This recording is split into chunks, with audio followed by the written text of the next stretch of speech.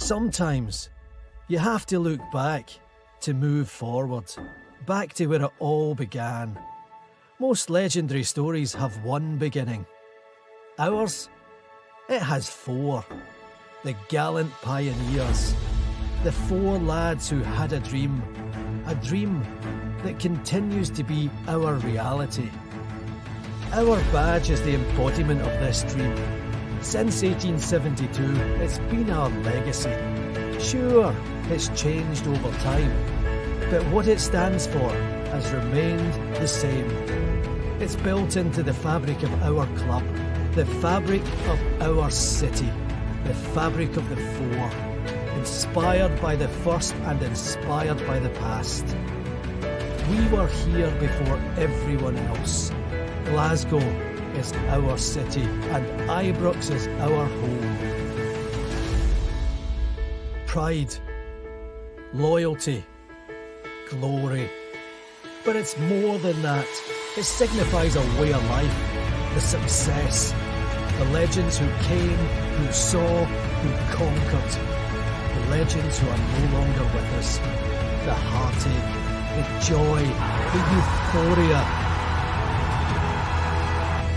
From the very beginning of our story, from there all the way to here, still winning, but never standing still. A celebration of the first 150 years. This is a memento of where we were, who we are now and where we are going. Getting ready for the next chapter. Our history is our present, and thanks to the four, we have a legacy of ready. 10, 9, 8, 7, 6, 5, 4, 3, 2, 1, 0.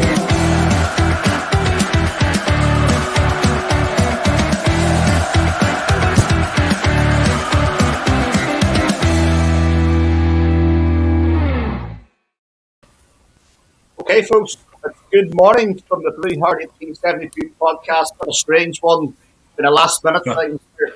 Obviously, folks, I've seen it this morning. If you were at Ibrox last night, I want to know if you had a doner kebab pie. Oh gosh, it was lovely, but I'm not wearing that. No, can't be. Folks, obviously, good result last night, and obviously we had the positive from that was Alex Lowry. He's dead. So I'm going to say, first of all, good evening to John McKinnon in Brisbane, Australia. Good morning. It's usually the other way around. Good morning to Stuart Finlay in the north of England, and good morning to Wolf all the way up in Aberdeen. How you doing, guys? All right? Yeah, not good. We're doing a pod with a beer or a vodka. Well, I know, because I'm on my tea or my coffee. Just give me. So I'm on coffee, but Mr. Boyd. Right, okay. So, we're doing that wee coffee here for me. We'll get to the pie thing in a minute. But first of all, Wolf, you were at the game last night. Give us your thoughts.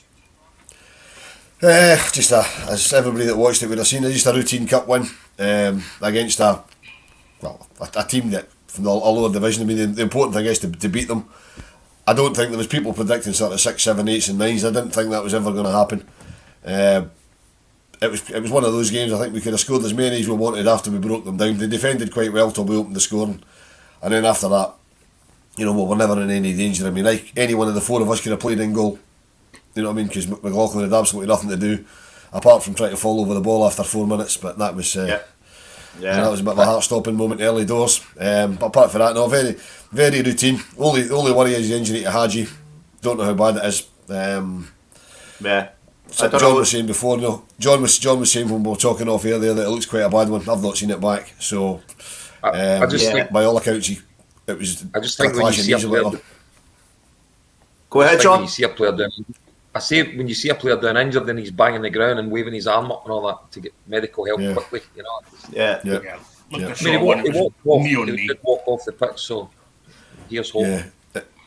Hopefully it's just like a kind of an impact injury, maybe a dead leg or whatever. We'll have to wait and see. But I mean, if he's out, it's going to be a blow because midfield's light enough as it is with Aribo being away. But I mean, Alex Lowry's he came in last night and he was everything I expected him to be. When I was bigging him up before the game, because I've seen him a few times for the B team, and I think he's a great talent, but he'll need to bulk up a bit. So I don't think you could play him regularly, in our Daft B league, because all the hammer throws will kind of knock him about, because he does need to bulk up a bit. But no, as I say, hopefully Haji's okay. That's the only worrying thing out of last night. But a routine 4-0 win, which if you look back onto Thursday night's podcast, somebody said 4-0. I'm not going to tell you who it was, but it wasn't either of the other three guys on this podcast.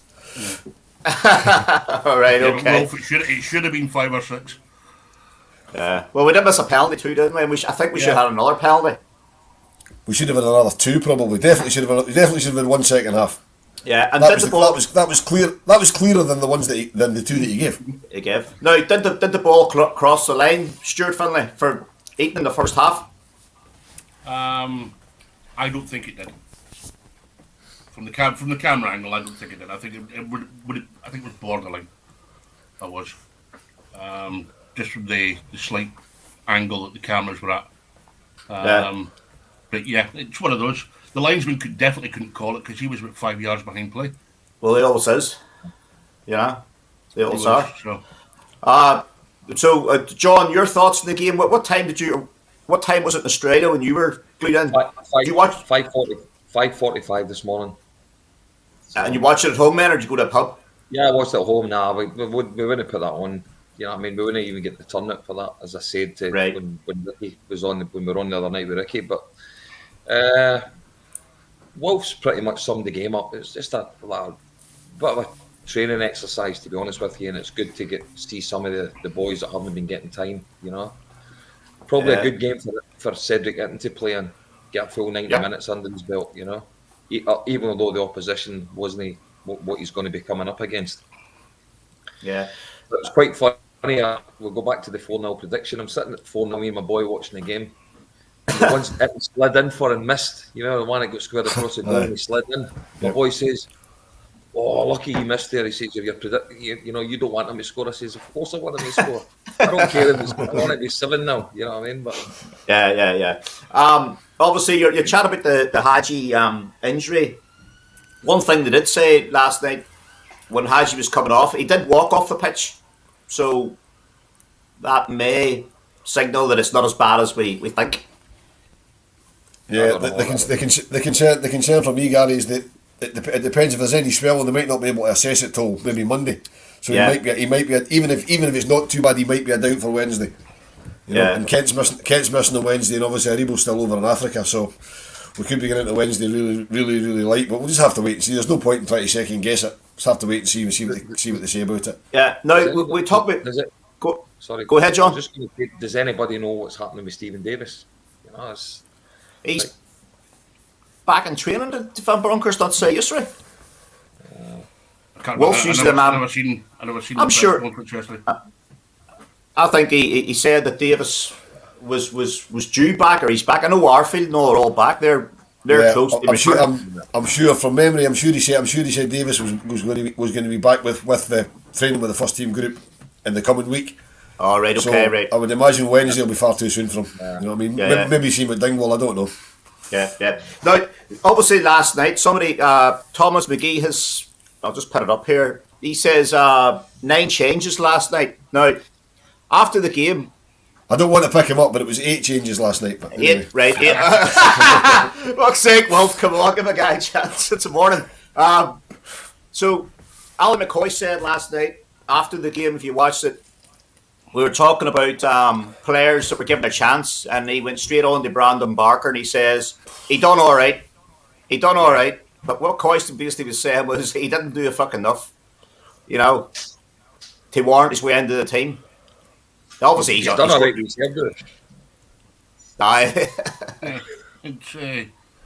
was cutting inside all the time. The whole game, cutting inside. Instead of taking it down to the byline and crossing it in. Yeah.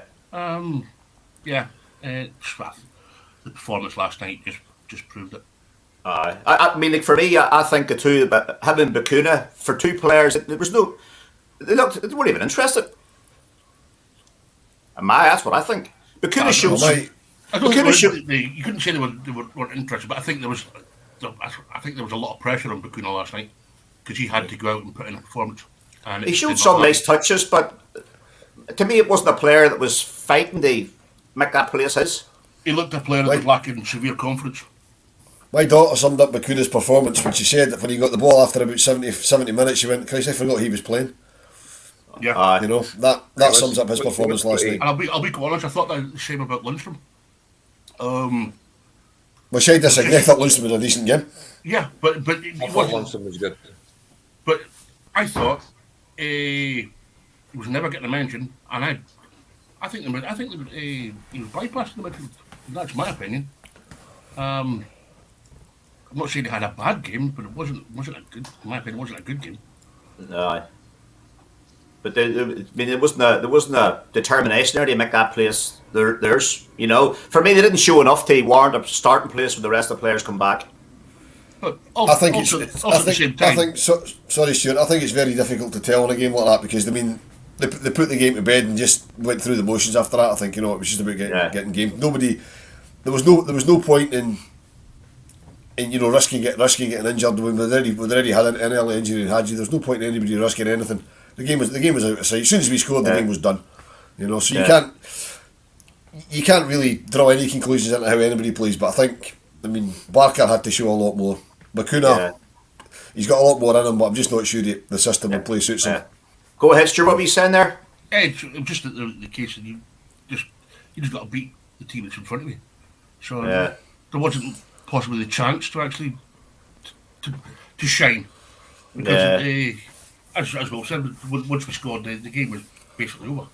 Yeah, Alex Smith says Barker's had his chance and Bakuna isn't interested to get them off the wage bill. I would think, Alex, that the club's trying to get them off the wage bill. And yet with Barker, when he went out on loan, it was at Oxford. He went out on loan to last season. Yeah, I think it was Oxford or Burton. I don't know. Yeah, but apparently he had a good run of games, and he wasn't too bad for them. But just seems to me when he's come back up, just hasn't shown it. It's the pressure. The problem with Barker, I don't know what he's on a week, but he'll be on a decent lift. Right? Yeah, and the sort of team that would probably come in for him won't pay the wages that he's on. Yeah. So unless he's prepared to take probably a sizable pay cut to be playing games, he'd probably be quite happy just to sit where he is. Yeah, I mean, there's obviously him, Bakuna, Simpson, obviously are all available. You think Lundstrom will be away? I don't think Lundstrom will be away now, to be honest, because of the injuries. I don't think we can afford to let him go unless we bring in a couple of midfielders. Another holding or an attacking midfielder. But yeah, I think we'll keep Lundstrom will be kept. Yeah. Now after the game last night, Alan McCoy and Kevin Thompson were in the commentary. Obviously, you've seen it as well, but Wolf wouldn't have seen it. And Kevin Thompson says Rangers need a goal scorer midfielder. Yeah, I'd agree with that. Alan McCoy said, obviously, a wide player. Yeah, we need somebody out on the right. The move for this, I don't know, this Olsen, is it any closer? Does anybody know? He's apparently signing for Club Bruges. But that's Wolf. That sent you that message. That was from last Sunday. It still hasn't went through. Yeah, don't know. I don't know whether we'd be. I mean, they're talking about £4 or £5 million transfer for him. I don't think we'll be spending that kind of money this window. No. Don't think so. Don't think so. Unless we get offered somebody late in the day that's an absolutely stellar name. I think we're more likely to bring in somebody on loan initially. Possibly with an option to buy or a commitment to buy. But I think we're more likely to bring somebody in on loan at the moment. I don't know. I don't know. I mean, it would be nice to know what's happening. Yeah, it'd be nice to know what's happening with Golson's contract because that would give us a clue how much money we've got to spend on wages. That's the reason I think Lundstrom might go because he's on a decent wage. So they might try and get rid of him just to free up the wages to bring in a stellar name, if you like, on similar sort of money. But I don't know. Yeah. What were you saying there, John? What was I saying there? Leeds United. The boy for Leeds United, there was talk about some. It's a white player. Yeah. The Dutch guy. I think he's Dutch, isn't he? Yeah. The talk about him was they were going to bring him in on loan. It wasn't going to be a transfer. It was a loan deal. They were hoping to set up. Right. Okay. I don't know. That might be still in the back burner. Yeah. Okay. Right. Obviously, we'll chat then. We're going to move on to Alex Lowry. Debbie, I mean, I was definitely impressed last night with this Alex Lowry. Yeah. Stuart, your thoughts? Yeah, I thought when he came on, took him maybe about 5 minutes to settle in. You could see there was a little bit nervousness about him. But yeah, once he got in the thick of it, yeah, he looked a natural in that number 10 position. He did. As we were talking off air, he needs to bulk up a little bit if he's going to be a first team player, first team regular, going down the line, because the hammer throwers and the hatchet men that play in our league would just take him out. But yeah, he looked very, very comfortable.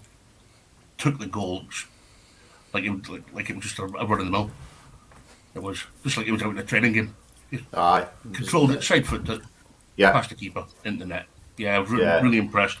And I know Will's been shouting about this lad for a few months now. Same with Charlie McCann and Leon King. But yeah, I think we've got there's a bright future ahead for the lads if they apply themselves. Yeah, John, were you impressed by Alex Lowry? Yeah, very impressed. I agree with Wolf 100%. I think there's too many players for the boy to, let's say, an extended run in a team.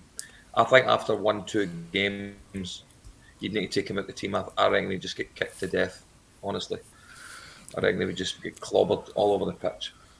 I don't know whether the boy, I mean, it was difficult to tell last night, but I don't know whether he's cute enough to see the tackles coming and maybe dodge them, but sometimes you bring young boys in like that and they just get, unless they maybe came from another club and had a bit of first team experience, I think it's difficult to bring them through the system and straight into games. I mean, we've only got to look at Nathan Patterson.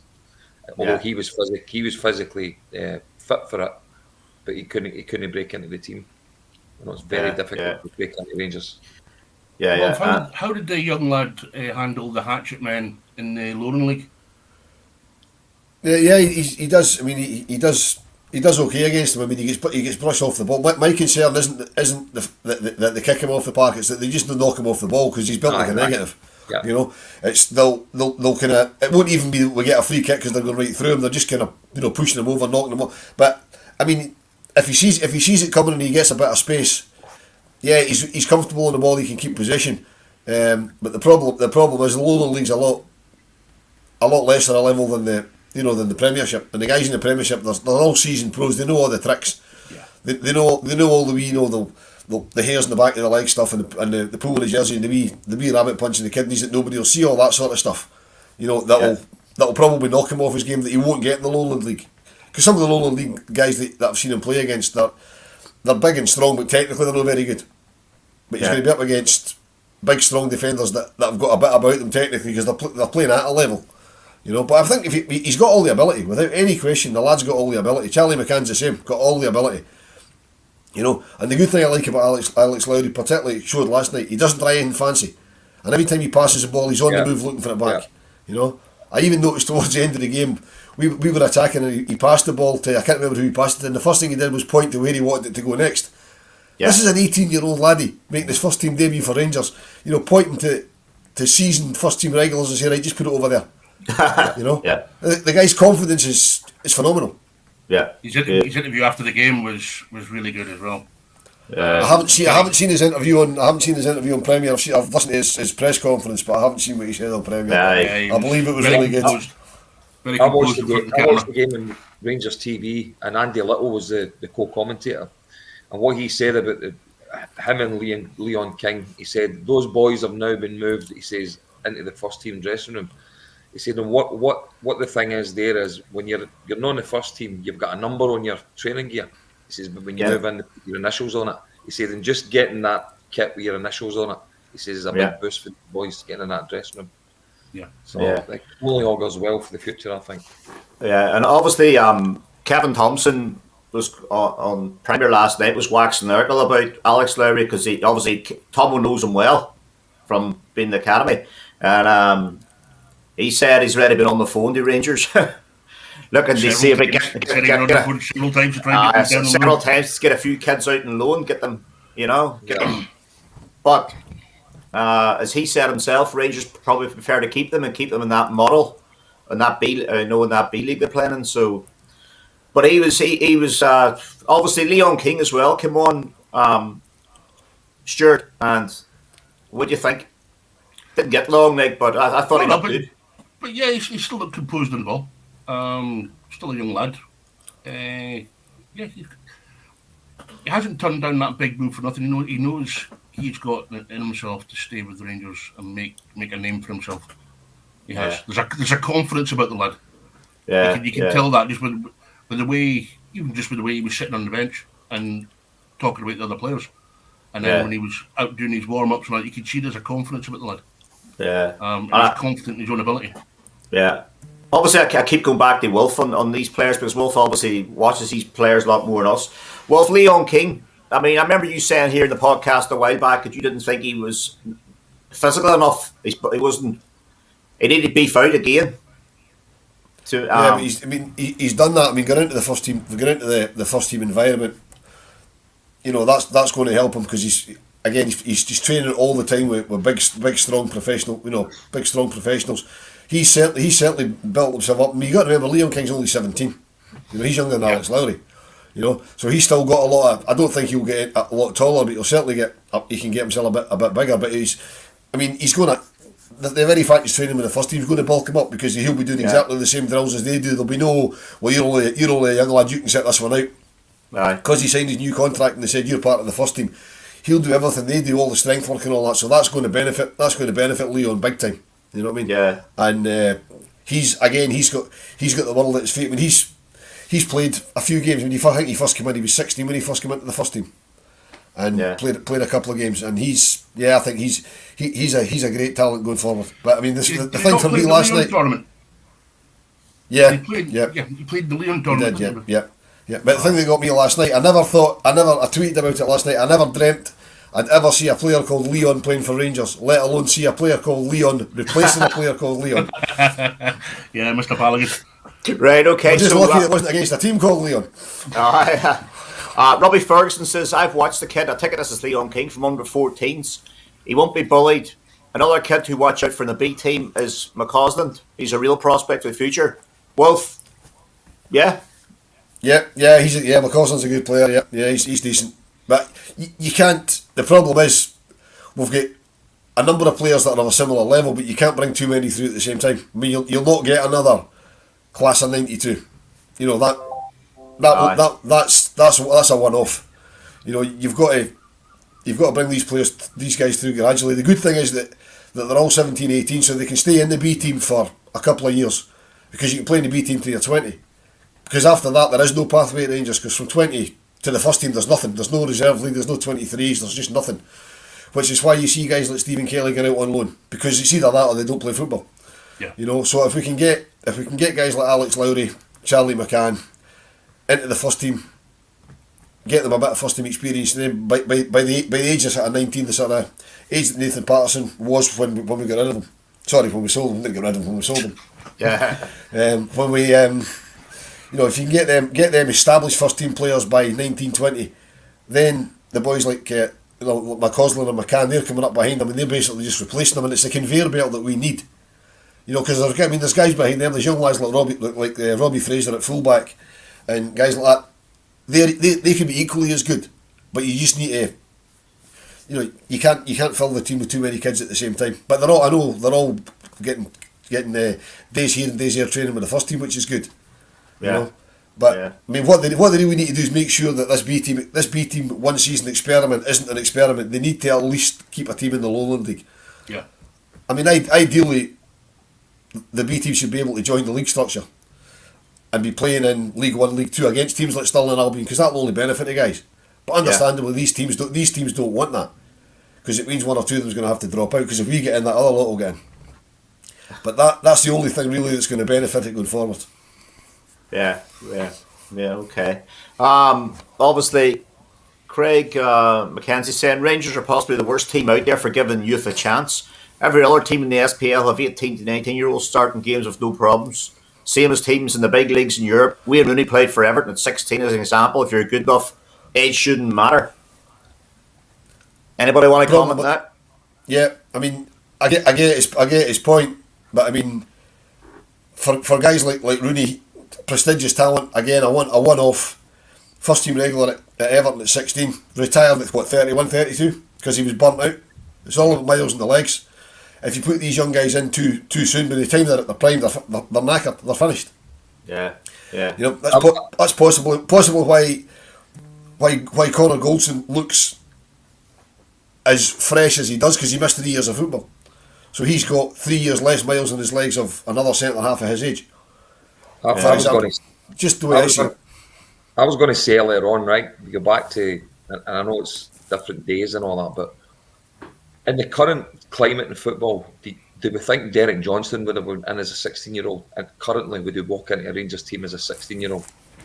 Would he got that chance? That's what I'm trying to say.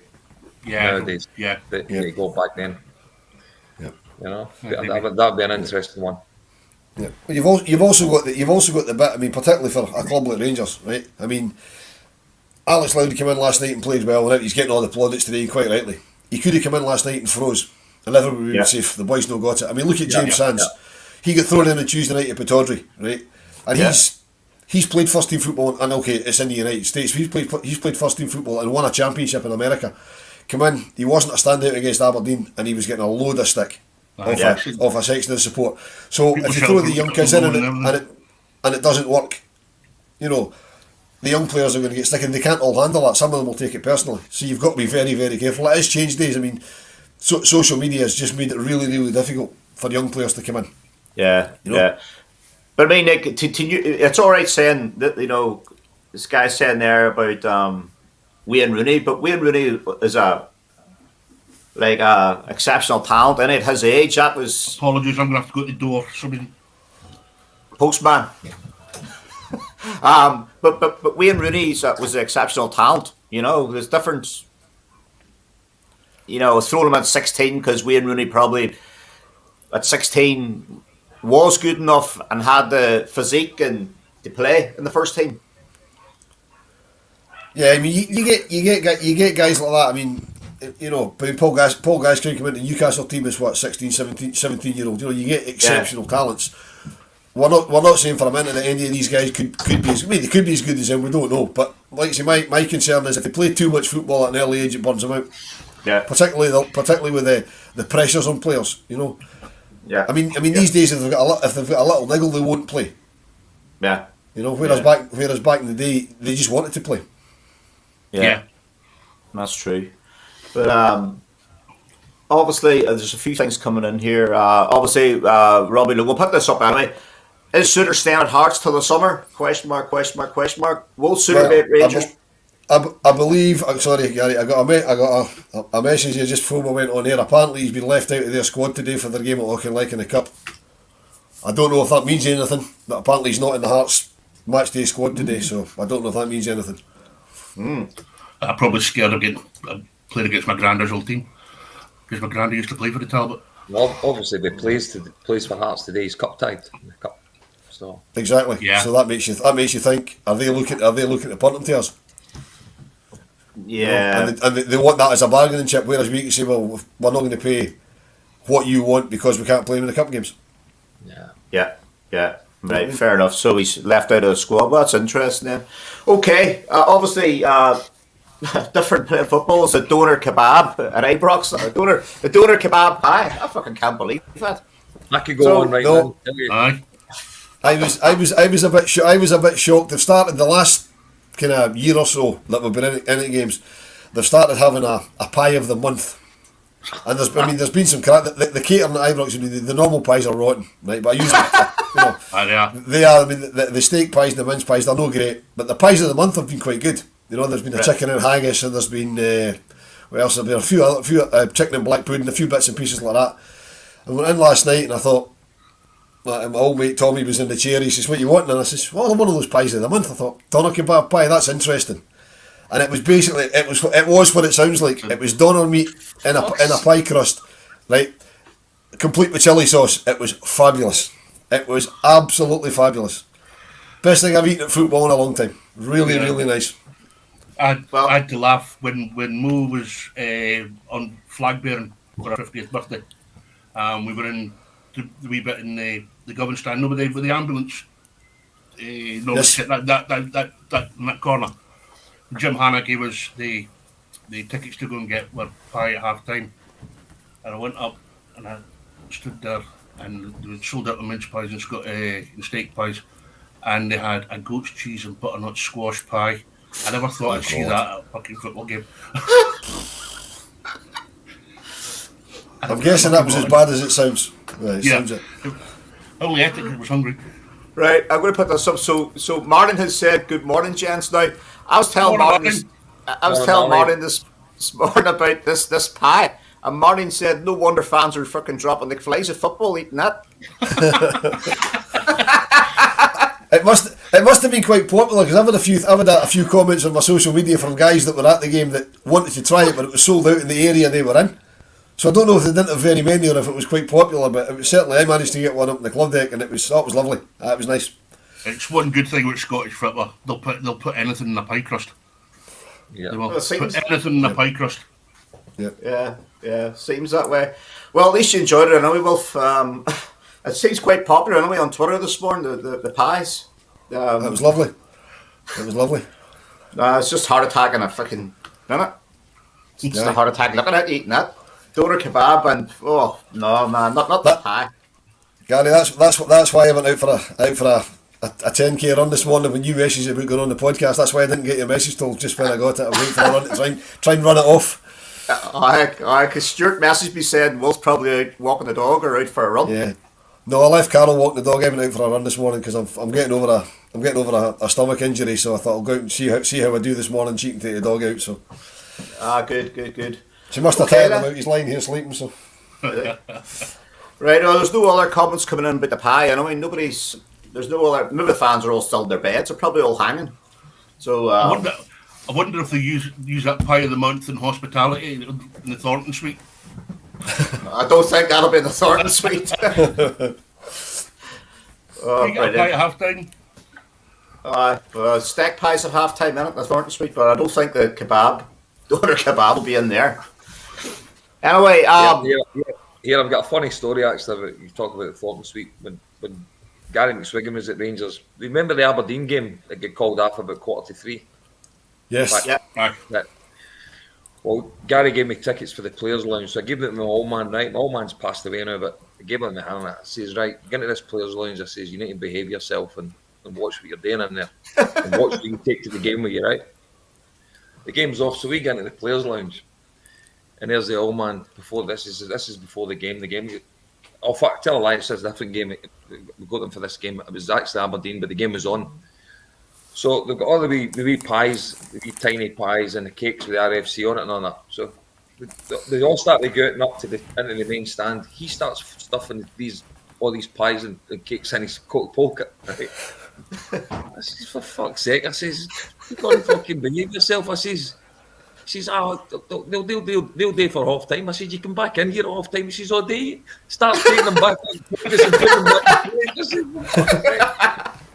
I go back into the game. I go back into the lounge after, right, and we Durant was there, and I know Ian, and Ian came out to me and he says, "Who the fuck's you two old guys are there?" I said, "Oh my, these pals." Oh, I seen the state of them getting out the Ibrox, by the way, with the free bevy and all that. Oh, unbelievable. Thanks. Oh, brilliant.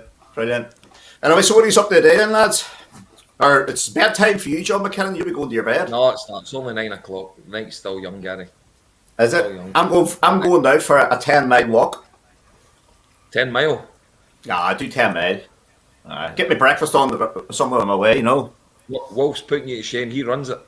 Yeah, but that's different. Fucking hell, you know what I mean? Wolf's not fitter than me. So I was supposed to go. Gary's the man that ran through the desert, as I remember, or was it? Yeah, you ran through somewhere. I couldn't Israel. even do shit like that. Too hot. Israel. Too hot for me. Too hot for me. We were to go down to corporate at St Mary's today for Southampton, Man City, but Gary doesn't have the fucking vaccine and certificate, so that's not. So who's Marlene taking then? So no, they let us move it. So moving it, Marlin won it in the competition, so we can move it for another game, whatever game we want. So it'll probably be Liverpool, Arsenal, Chelsea. We'll go and watch. So Good. I missed out the day of corporate, so that's really it. So obviously, when I'm here, I'll take a chance now. So anybody that doesn't know it's watching live, the League Rugby World Cup will be back on. It's been changed now to the Queen's Jubilee Bank Holiday, which is Friday the 3rd of June. Stuart, you'll probably be there. Yeah. A lot of players already confirmed, but the big news yesterday was obviously I spoke to Pedro Mendes, and Pedro Mendes will be playing. Obviously, he played for Portsmouth and Rangers, so he's delighted. He's going to get across and he's going to play for both teams. They play a half for each side. So anybody wants a ticket for the game, there's not very many tickets left actually, because obviously this is a postponed game that's been rescheduled. So most of the tickets are already sold. So whatever's left, that's all we can sell, because we don't know who's going to turn up and who's not going to turn up. So you don't know. But we're we're held in numbers. We are held in with the firm council hold us the numbers, so we can't sell over. So the tickets are at AFC Portchester on their website. So anybody that's watching interested in coming down for it, obviously Mark Haley's going to be there, and who else? I've named a few. Clint Hill's coming down, Davy Robertson, Alex Ray, Marvin Andrews, and I've got 2 messages this morning from 2 other players, and I'll release them soon. But 2 good names. Gary, my question is, I can't make it. I'll be over in Vegas for NASA at the time, unfortunately. But my question is there going to be a parade from the pub to the ground like there was the first year?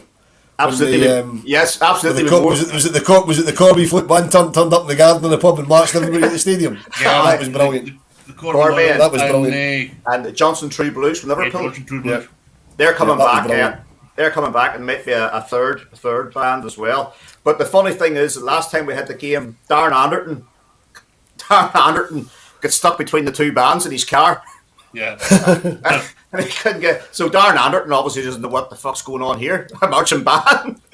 So it was in the papers, but Darren Anderton couldn't get to the stadium in time. He was late for the game. So the bands will definitely be there. Wolf, definitely. Bands. Good. So anyway, guys, that's really it. I just thought I'd do a wee quick podcast this morning from that game last night, and obviously these pies. I wanted to hear the doner kebab pie. I think that's lovely. Hopefully they're there on Wednesday. I'll have another one. Hopefully. So who's got here? Somebody said, Craig McKenzie says, I'll need to get into the queue early on Wednesday. I need to get one of these pies now. So Robbie Logan's saying, Kelly pies are the best. We always got one at Rugby Park. Yeah, Kelly pie's okay. But that doner kebab pie takes some beating. Yeah, I'll have to try that there. And there's James Leghorn. Obviously, I know James well. My flag's ready for the Lee Rigby game. Good man, James. We'll see you down here on the 3rd of June. Anyway, guys, that's it. Thanks for coming on. You stay on the wee word when we're finished, all right? Yeah, okay, right. Lads. Thank you, lads. Guys. Have a good weekend, everyone. Yes. All right. Yeah. Bye. Okay, folks, so that was just a wee quick Saturday morning podcast there, just to chat about the game last night, and obviously this doner kebab pie. I just can't get over this doner kebab pie. Fucking hell. But anyway, hopefully next Friday night, guys, we're back on. We'll do a preview for the game next weekend. So, folks, I hope you enjoyed it, and have a good weekend. Bye now.